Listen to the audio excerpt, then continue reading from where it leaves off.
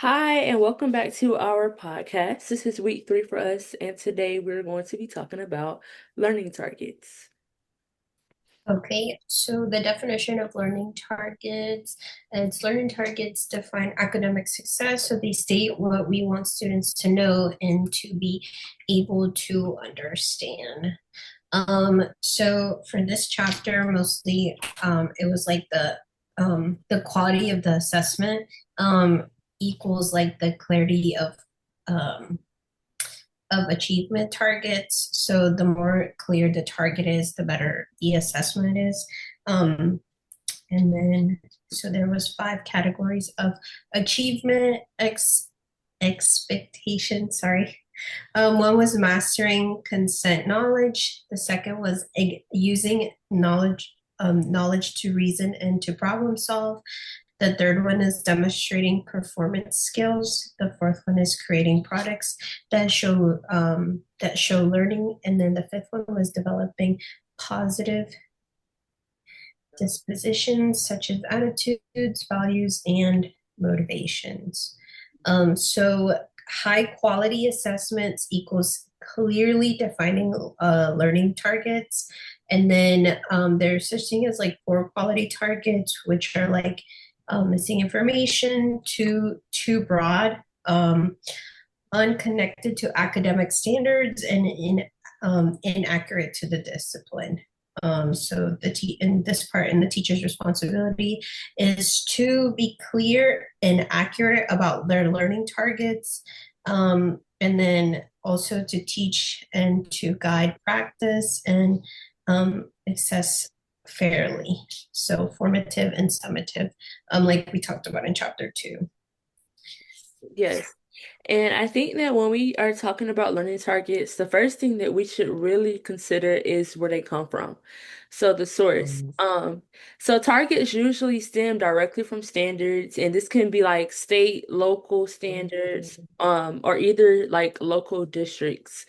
And many organizations like the National Council of Teachers of Mathematics or the National Council of Teachers of English, they develop their own content standards, and those also serve as a foundation for creating learning targets. And it's also important to look at the different types of learning targets that they taught in the chapter. So their knowledge targets, which focus on what students need to know, like facts, vocabulary, or conceptual understandings.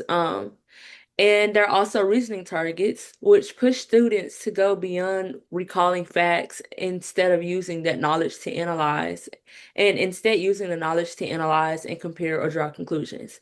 Because I know for a lot of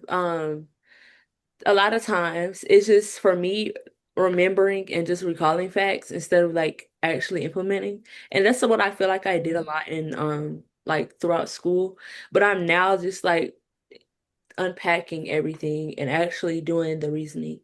And then there's also, of course, skill or performance targets. And these basically cover the ability to perform or process or demonstrate a skill. And like an example of that could be like students will perform long division accurately. And then we also have product targets, and these are like creating something that represents the student's learning, like a project, a poster, or a presentation, kind of like what we're doing now. And I really have found that whenever I've been assigned like a project or something, especially when it's on poster, like I always get excited to do those type of hands-on things. So yeah, all of these categories of targets ensure that learning targets go beyond just memorization and that they actually capture the knowledge, critical thinking, practical skills, and even their mindset. And I think that that balance helps teachers design like their instruction better and helps student understand what's expected of them. Yeah, I agree, Jasmine. I'm gonna follow up that with classifying and deconstructing standards. So pretty much complex standards often need to be broken down into component targets. So the instruction, also the assessment can be properly aligned. And now there are about 6 steps that are needed. to deconstruct a complex standard. The first step is to identify the standard, and that's pretty much looking at the are taking note of the content area, the grade level, but also any type of verbiage that is used.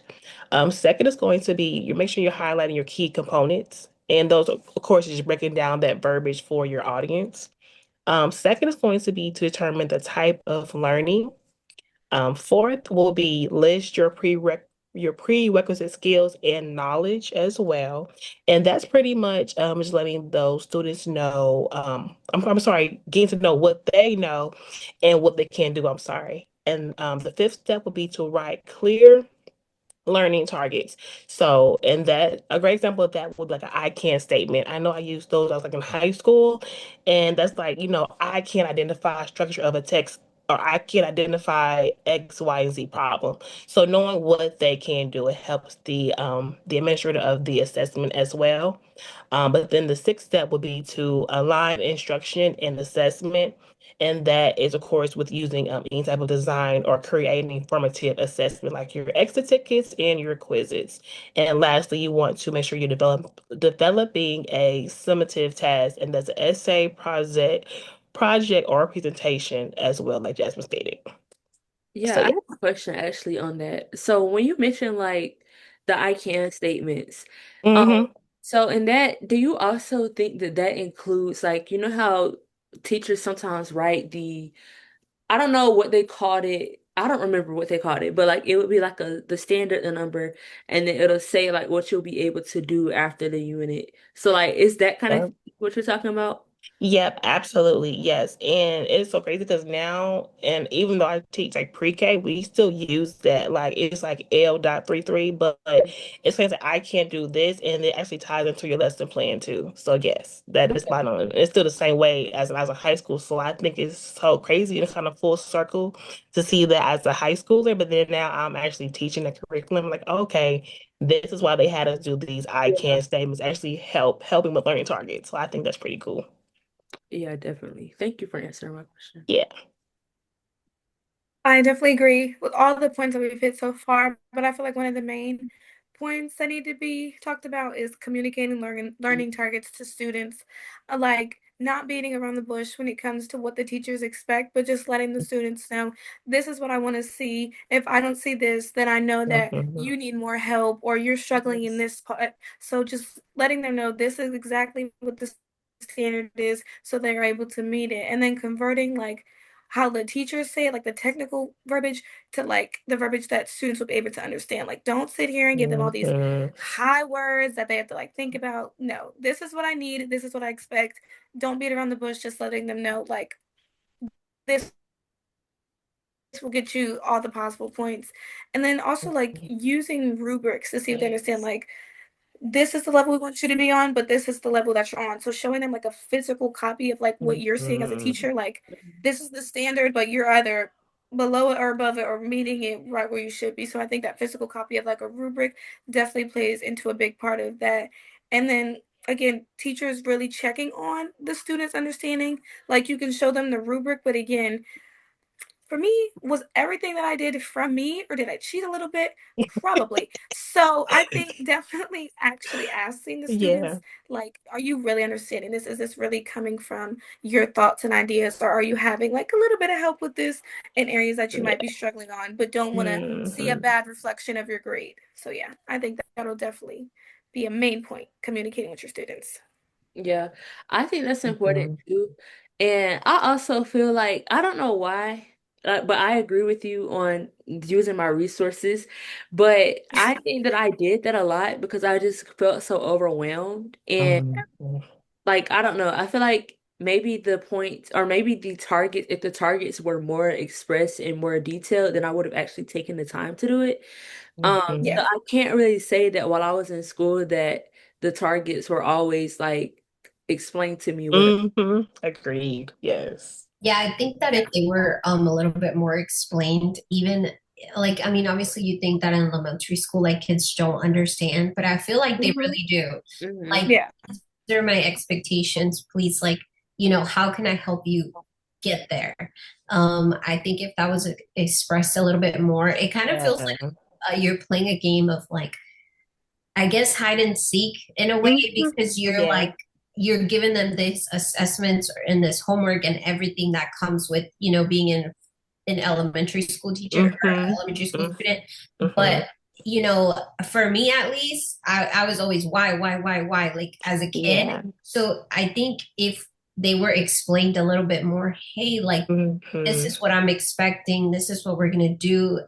This is my end goal for the end of the year. They would be a little bit more like willing to participate and put their best foot forward. Yes. So I think that was like, that's Yes. really important. But I liked all of the examples that they gave in the book. Mm-hmm. But I would have to say that like reasoning level targets were my favorite. Because I do remember this as like like growing up in elementary school where they Mm-hmm. would give you like, okay, like though I guess the one that they used in the book was all people all people get mad sometimes, and then Mm-hmm. in this case it was a mom or your mom, right? And she's a person, people, and then the conclusion would be Mm-hmm. mom gets mad sometimes. Mm-hmm. So that was my favorite because I think it helps students kind of go more into like drawing a conclusion and Yeah. putting two and two together that helps them draw a conclusion. And I know that like third grade and up, it's what kind of really more focuses on Mm-hmm. those types of things. So Yeah, I agree, Nancy, and that's so important, and that's why making the clear targets matter because it pretty much it guides the design of a valid assessment. So pretty much the kids are getting, tested on what has been taught. Because if they're not being tested on what's been taught, the information or the test results can be misinterpreted, and that's not good on the teacher's behalf, nor so the child. So having those clear targets, they do improve the student's motivation, but also makes them feel more confident as well that hey, I know what I'm going to be tested on, and I'm not going to go in here, and I'm going to knock it out the park. There's no misinterpretation, there's no confusion, anything like that. So I think that is awesome that they can have, the clear targets, and they know they're gonna be tested on. Like we said, it is confusing for us all. So yeah. Most definitely. I feel like all of our main points like really hit like the key targets of what this chapter was meaning to get to the reader, but I think a thing that I thought about in like the critical reflection part is more like what we were just talking about, like right now, like how the clear learning targets really do benefit students that are taking assessments. I Hmm. feel like Yeah. as me, like knowing that what exactly somebody expects from me is how I thrive and do my best. Like knowing like, oh, you can do this and get this amount of points and do this. No, I want the Hmm. max amount of points. I want to do it all right. I want to get 100 and I want an A plus in the grade Yes. book. So I definitely think Yes. when students like know what the clear target is and it's not like beat Hmm. it around the bush, I Yeah. definitely think that definitely helps in making like the instruction like purposeful, like giving your students a clear goal to work towards. Like Yeah. I want all of you to get this grade. I'm going to give you this standard, give you these tools to meet that standard. So I definitely think Hmm. that making a clear target was like definitely a big reflection part of what I took away from this chapter as well. yeah, and also like it also helps the teacher like plan lessons, um, Yes. and select the best assessments for her class. 'Cause Hmm. I feel like it even like she might have like, I'm not sure because I've not been a teacher yet.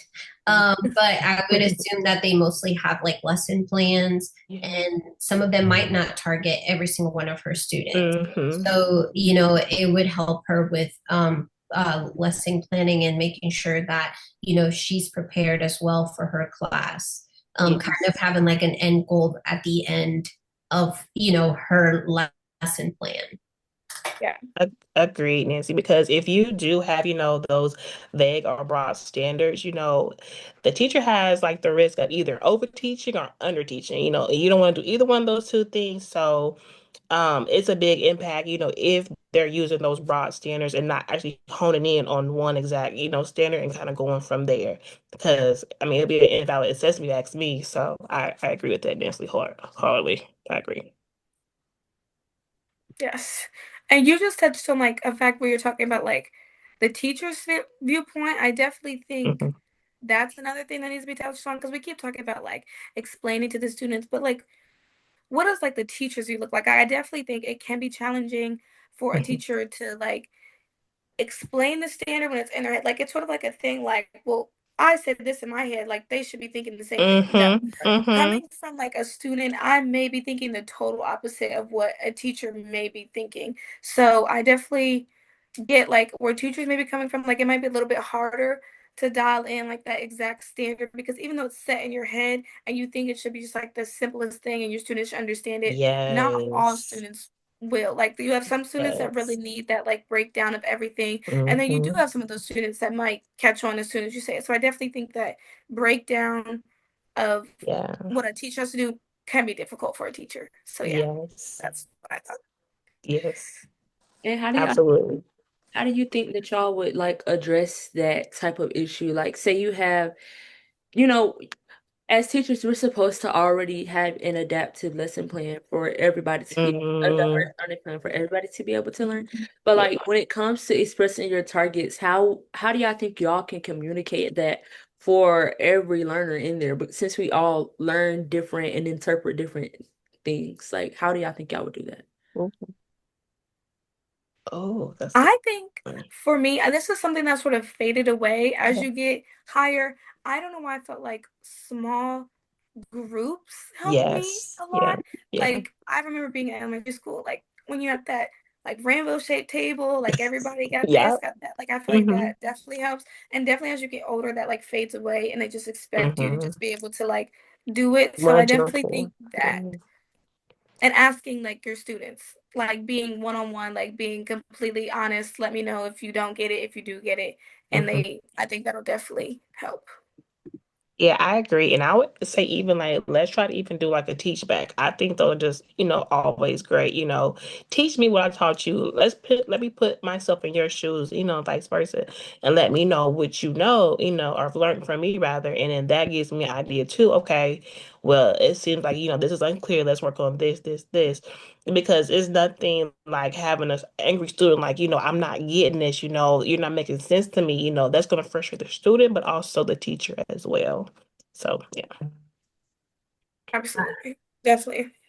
Yeah. Yeah, I think for me, it was mostly like, well, the group thing is one because I think that this group is really helpful for me um to like come together and like Yeah. understand more. Hmm. Um that was one, but another one was kind of like letting the like students ask any sort of question they had. Yeah. Yeah. um that really would help the teacher. At least it helped me when I was in school. And then I think another one would be for like students to be able to um kind of give a lot more like feedback. Hmm. um I feel like that one was a big one for me as well. Yeah. Yeah. Explaining to a Yeah. teacher about how like, hey, I understood A, B, and C, but I didn't Hmm. get D and E. Can we like Yeah. maybe go over it at the end of class? That sort Yeah. of thing. Absolutely. Yeah. And to kind of like wrap the critical thinking portion of this up, I think that another takeaway is just emphasizing the importance of assessing more than just knowledge. Like, Yes. um, learning isn't only about what students can remember, it includes how they think, what they can do, and even how they feel about learning. Hmm. Um, so, that's why it's important to look at their skills, reasoning, and dispositions in addition to facts or concepts. Like a student might memorize multiplication facts, but they can also apply those facts to solve real world problems. And in that case, that would show reasoning. And if they can explain the process step by step, that shows skill. And then if they stay motivated and persistent, even when a problem gets hard, then I think that's when disposition comes in hand. Yeah. But yeah, those are my points. That's just me kind of wrapping up this portion of the um podcast. Absolutely. Yeah. Agree with all of our Yes. critical reflection points, honestly. Do we have time for the questions? Yeah. Okay.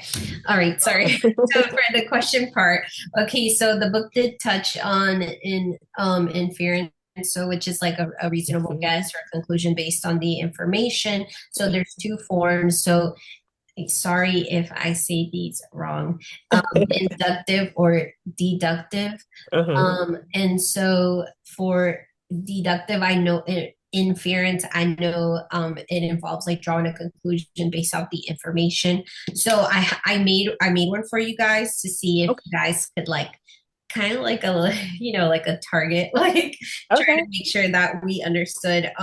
So for one, this all mammals are warm-blooded. And then the second fact would be a whale is a mammal. So then my question to y'all would be, what can we conclude about whales? Um, hmm.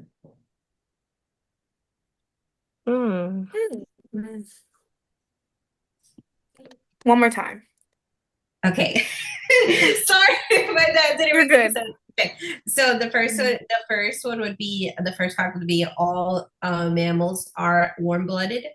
The second one would be a whale is a mammal. And then so the question is, what can we conclude about whales? That they're a mammal. Mammals? Yeah, right? that they're a warm-blooded mammal. I was like, will I be dumb if I say that? But that's funny. Okay. So another question was, which one of the targets that you feel like you used in school when you were younger helped you guys out the most? I know for me it was kind of like this one that we use. This one's more like reasoning level targets because it kind of helped me. I was more of the kind of student that would just kind of memorize stuff, try my best to memorize everything before a test or a quiz. And so these would kind of help me think a little bit more outside of the box. Yeah. So this one is like more considered of like a reasoning level target. So it kind of goes into like critical thinking for students. Yeah. Then I think I would say I'm that kind. I think I'm more on that page. Yeah. I think I'm between like reasoning and like skill or performance, like being able to apply that in like my own way. And I kind of did that yesterday in one of my education or Tuesday in one of my education courses. We had to like do a skit to explain the lesson. And I think that doing those type of things, I can apply it in real life or like in my own type of like the way I understand it. So yeah. I kind of agree with you as well. Definitely. I'm kind of the same way too. Like, yeah. I like to much like I just like apply things to like I don't know if you guys can go to church stuff like that too, but they like preach it a lot in churches too. Like you read something in the Bible, you gotta like, immediately apply it. And like I literally do the same, like as far as like working too. Like we do a lot of workshops at my job. So it's like as soon as like I'm learning something new, I'm trying to immediately like apply it as soon as I can, just so that kind of helps me understand it. I guess, more like what I just kind of put into my mind. I kind of can apply it and I kind of can download it and get in my mind like, okay, got it now. Because I can't like just read something like just instantly get it. That's not me, never been me, So I used to try to like be like more so like, like you said, like read everything, kind of like memorize things, but it never worked out. So yeah, I'm more so like skilled for sure. Do you guys want to cut it before I go into the next question? I think we should do 2 minutes straight for this one. So when it's at like 30 something seconds, we need to leave and then join again for another 2 minutes. 2 minutes, okay. Okay. Yeah. Oh, so go ahead with my question. Okay. And then how would you decide whether a learning target is clear enough for students?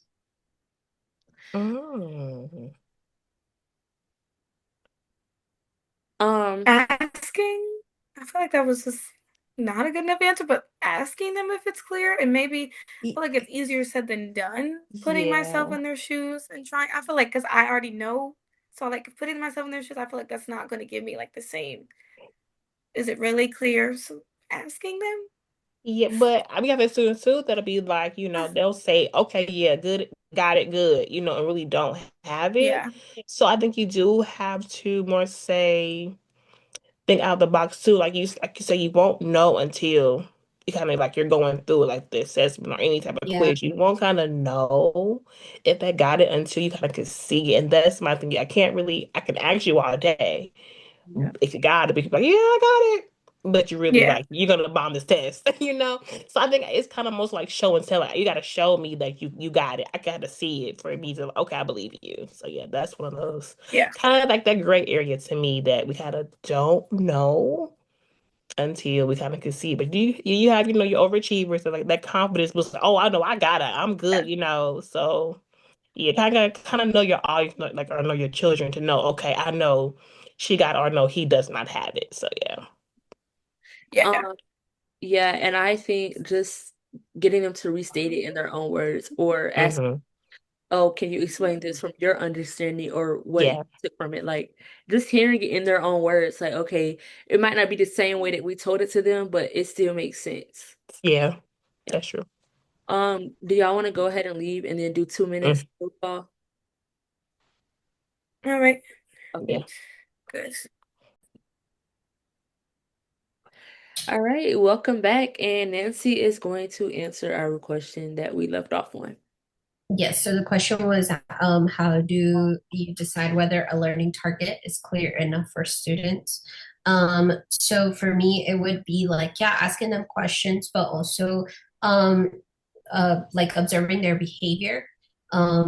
See if they're, if you give an assignment and they're not able to like complete it like the other students are, that's another way. Also kind of like doing like interviews to see what kind of like feedback you get and see if they're like, okay, like I understand this. That was another one. But I think definitely trying to make sure, to say it in their own words and then you Mm, giving them the feedback. I know that that was really important for me. Feedback is important for me, period, in all hmm. aspects of my life. Yeah. So I think that's really important. And also like questioning them back. Hmm. I practice with my daughter, so we'll have like she'll have a an assignment to do at home, and I'll say, I know it's wrong, right? But I'm not going to tell her that. But Yeah. I'll say, is that really your choice? Is, Oh yeah. just Yeah. asking her. So she's like, oh, I'm going to Well, think about this again. yeah. It's kind of get her thinking. And then I'll go over why it was wrong. See, you have this, but this is why this is correct.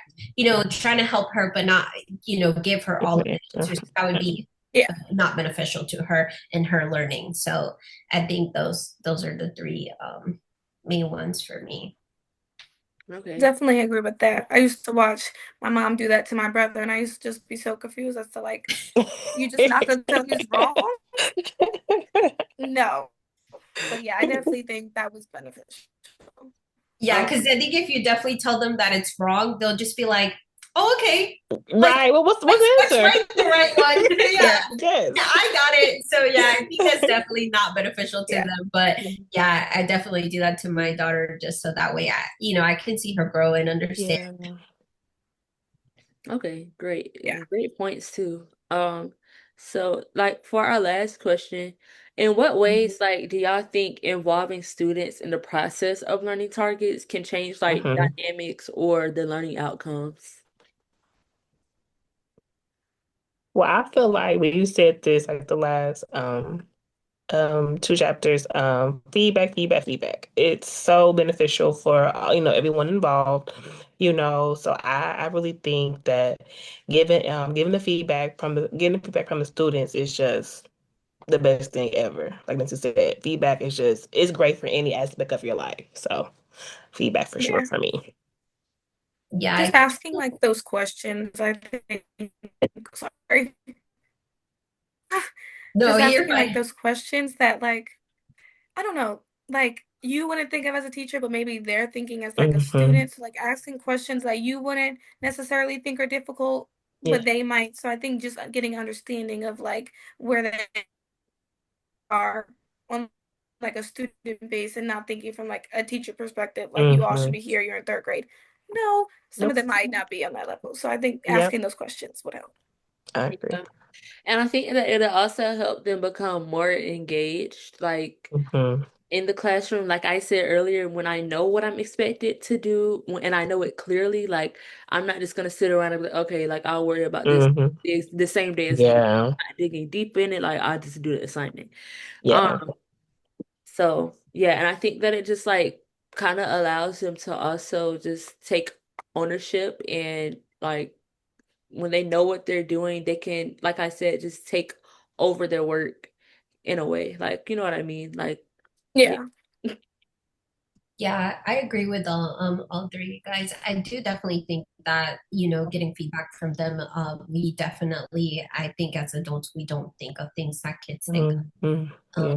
my kids think of any crazy thing, and I'm just like, how did you How did you that? get Yeah, that? how did you That's think me all about the, how that? did you Like get what?